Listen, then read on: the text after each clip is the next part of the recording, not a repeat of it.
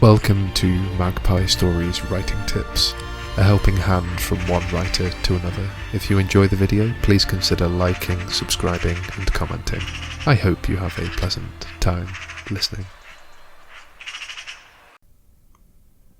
Thank you for joining me on Magpie Stories for this little tutorial on editing. So, the honest truth, there is one thing that I did not appreciate when I started writing, something that, on reflection, now strikes me as completely naive. I had an image of sitting on a chaise longue, drinking something expensive, and in sudden flourishes spinning a fountain pen across expensive paper and then being done with it. My ideas, the words on the page etched forever in black and white to be typed up and shared with the world. That is the dream. The truth is somewhat more complicated than that. I surprise myself at this naivety, considering my bread and butter is teaching English. I, you, we, all need to edit. The writer's craft is beset by editing.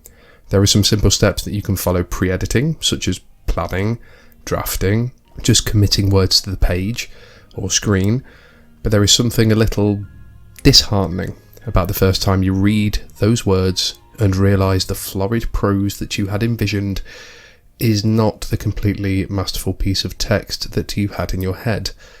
Welcome, my friends, to the world of editing. So, how do you edit? Well, for me, the process is a very simple one. First, hit the spell check function and watch as you realise around 10% of what you have written is not exactly accurate. This first step is a simple one but very satisfying. I find it primes my brain for what I call quick wins. After a few minutes you see the literal parting of the Red Sea, if you use something like Word. Now, onto the more difficult task, actual editing. Tip number 1. No, I don't like that. Tip number 1. No, let's stick with the first one. Tip number 1. This is more difficult. You have to read your work. No, I mean actually read it. Not what you think you put, but what you have actually written. And here is when you begin to realise the changes you really need to make. This links to tip number 2. Read your work out loud. No, do not think I am completely crazy. Read your work out loud and follow it word by word. You will thank me later. Here you can start to spot the errors that crop up that are not grammatically wrong, but don't make sense in your text. For example, you've not clearly identified who a character is, or the dialogue sounds wrong, or what you've written doesn't make sense. Tip number, let's go 2.5 here, the reading out loud thing.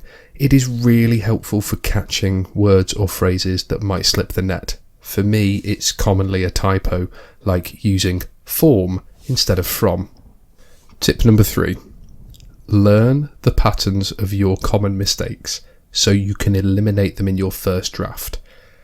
When I write, I have this weird seeming fetish for writing the word seeming. I can edit that out, right? Okay, cool, thanks. So I'd like to give you an example from a story I am currently writing, or have written, depending when I post this. Anyway, the long and short is this. The young boy's eyes had tears.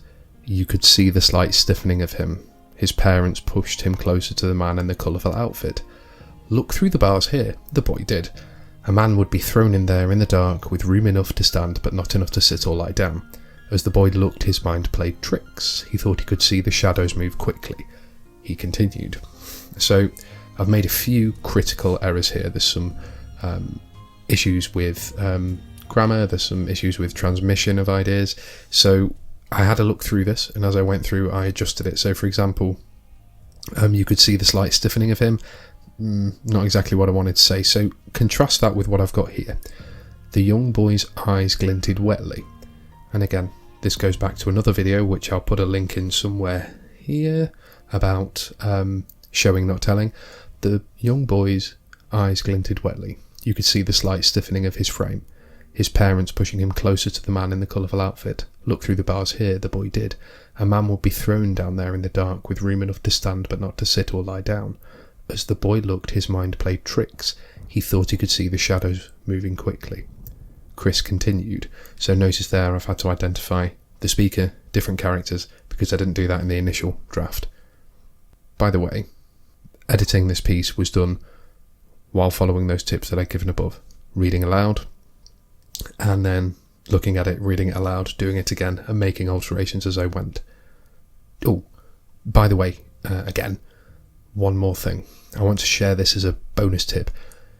You need to get used to the mechanics of English. Learn the correct way to make tenses agree, how to paragraph, all that good stuff. You could sit down with a textbook and complete that, I suppose, or you could do the simplest thing in the world, and that is to read, to improve your grasp in this weird language, this weird melting pot that we call English.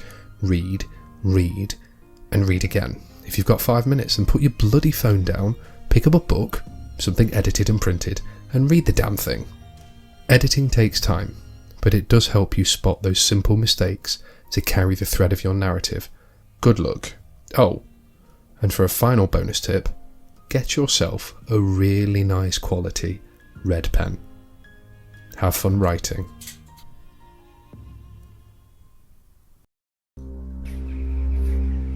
Thank you for listening to Magpie Stories. If you found these tips helpful, please subscribe, like, and leave a comment. You'll hear from me again soon.